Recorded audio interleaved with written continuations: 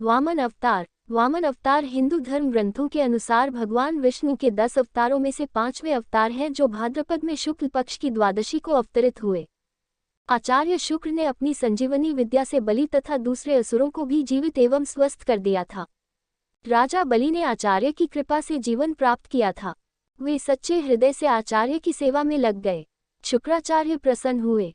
उन्होंने यज्ञ कराया। अग्नि से दिव्य रथ, अक्षय त्रोण, अभेद्य कवच प्रकट हुए। आसुरी सेना अमरावती पर चढ़ दौड़ी।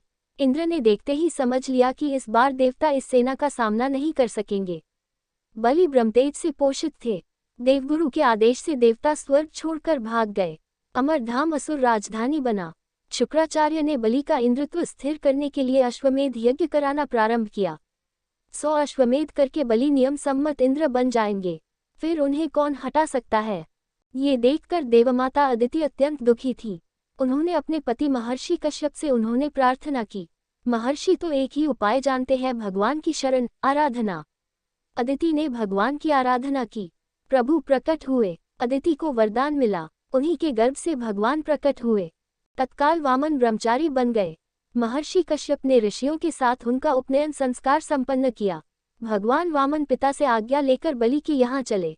नर्मदा के उत्तर तट पर असुरेंद्र बलि अश्वमेध यज्ञ में दीक्षित थे। यह उनका अंतिम अश्वमेध था। छत्र, पलाश, दंड तथा कमंडलू लिए जटाधारी, अग्नि के समान तेजस्वी वामन ब्रह्मचारी वहां पधारे। बलि, शुक्राचार्य, ऋषिगण सभी उस तेज से अभिभूत अपनी अग्नियों के साथ उठ खड़े हुए। बलि ने उनके चरण धोए, पूजन किया और प्रार्थना की कि जो भी इच्छा हो वे मांग ले। मुझे अपने पैरों से 3 पद भूमि चाहिए।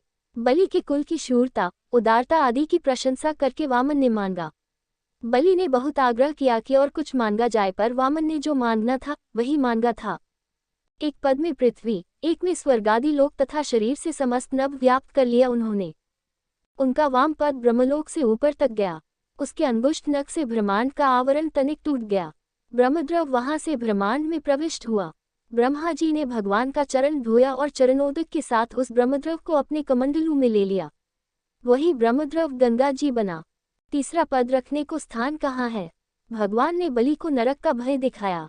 संकल्प करके दान न करने पर तो नरक होगा, इसे मेरे मस्तक पर रख ले। बलि ने मस्तक झुकाया। प्रभु ने वहां चरण रखा। बलि गरुड़ द्वारा बांध लिए गए। तुम अगले मनवंतर में इंद्र बनोगे, तब तक सुतल में निवास करो। मैं नित्य तुम्हारे द्वार पर गदापानी उपस्थित रहूंगा। दया में द्रवित हुए प्रहलाद के साथ बलि सब असुरों को लेकर स्वर्गाधिक ऐश्वर्य संपन्न सुतल लोक में पधारे। शुक्राचार्य ने भगवान के आदेश से यज्ञ पूरा किया।